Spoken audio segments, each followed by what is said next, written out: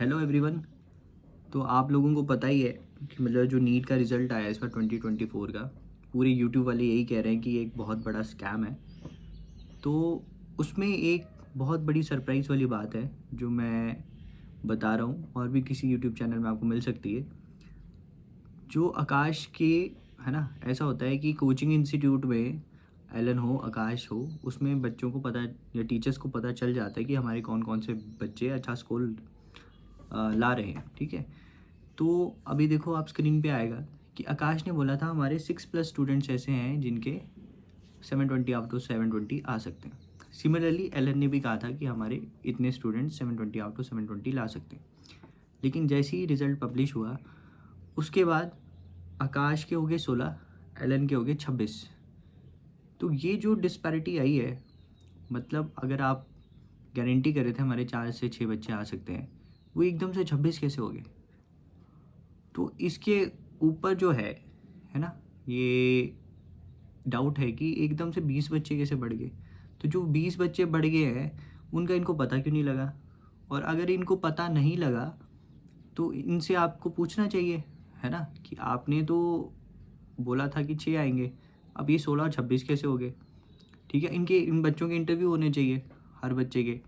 अब एक और स्क्रीन पे दिखाता हूँ कि जो एनटीए ने रिज़ल्ट पब्लिश किया उसमें बोला कि सेम सेंटर से, हरियाणा सेंटर से, झज्जर सेंटर से ये सारे बच्चों ने टॉप किया 720 आउट ऑफ 720। तो उन बच्चों का इंटरव्यू होना चाहिए, है ना, कि आपने कोचिंग कहाँ से ली, है ना। एक ही सेंटर में सबने टॉप किया है और आपके ऊपर जो डाउट आ रहे हैं इसके पीछे का रीज़न क्या है ना। अब फिज़िक्स वाला सर ने, अब एक स्क्रीन पे फिर से देखिए, फिज़िक्स वाला सर ने एक वीडियो निकाली जिसमें ग्रेस मार्क्स की बात की उन्होंने कहा हो सकता है एनटीए भी सही हो, उन्होंने सबको ग्रेस मार्क्स दिए हैं। तो अगर जिन बच्चों का टाइम वेस्ट हुआ था, तो क्या उनका रीनीट नहीं हो सकता? है ना, अगर जिनका टाइम वेस्ट हुआ है उनका रीनीट करा लो, जिनका टाइम नहीं वेस्ट हुआ है उनका रिज़ल्ट निकाल दो, है ना। जैसे कि 2016 में भी 2 फेजेज़ में नीट हो सकता है, तो अभी क्यों नहीं हो सकता?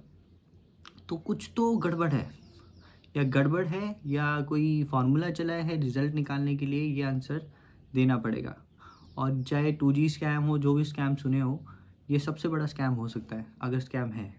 ठीक है, क्योंकि ये हमारे इंडियन डॉक्टर्स के फ्यूचर के साथ खेला गया है, इंडियन पेरेंट्स के फ्यूचर के साथ खेला गया है ना, उनके इमोशंस के साथ खेला गया है। लोग बहुत पैसे इकट्ठे करके, बहुत स्ट्रगल करके कोचिंग लेने जाते हैं, बहुत अच्छे से परफॉर्म करते हैं। ठीक है, तो अगर इस तरह के रिज़ल्ट बनेंगे तो आई डोंट थिंक सो कोई नीट भी देना चाहेगा आने वाले टाइम में। तो ये बहुत ही बड़ी डिसरिस्पेक्ट है एक नेशनल लेवल एग्ज़ाम की।